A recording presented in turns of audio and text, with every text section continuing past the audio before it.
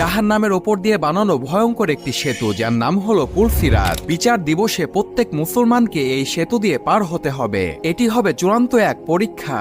এই সেতুটি জাহান্নামের ওপর দিয়ে বানানো হয়েছে, আর এই সেতুর শেষ প্রান্তে থাকবে জান্নাত। যে ব্যক্তি এই সেতু পার হয়ে যাবে সে ব্যক্তি জান্নাতে চলে যাবে, আর যে ব্যক্তি পুলসিরাত পার হতে গিয়ে নিচে পড়ে যাবে সে ব্যক্তি জাহান্নামে চলে যাবে।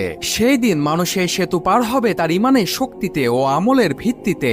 দুনিয়ার জীবনে যে যত বেশি আমল করবে তারা খুব সহজেই এই সেতু পার হয়ে যাবে। মুমিন ব্যক্তিরা এই সেতু আলোর গতিতে পার হয়ে যাবে। আবার কিছু মুমিন ব্যক্তিকে ফেরেশতা এসে নিজ হাতে সাহায্য করে পার করে নিয়ে যাবে। আর যে সকল ব্যক্তি দুনিয়াতে দুর্বল আমল করবে তারা এই সেতুতে ধীর গতিতে আগাবে এবং চলতে চলতে তারা নিচে পড়ে যাবে, অর্থাৎ জাহান্নামে পড়ে যাবে। একবার চিন্তা করে দেখুন, আপনি এমন একটি ব্রিজ পার হচ্ছেন যার নিচে জাহান্নামের আগুন দাউ দাউ করে জ্বলছে। এই দৃশ্যটা কতটা ভয়ঙ্কর হতে পারে।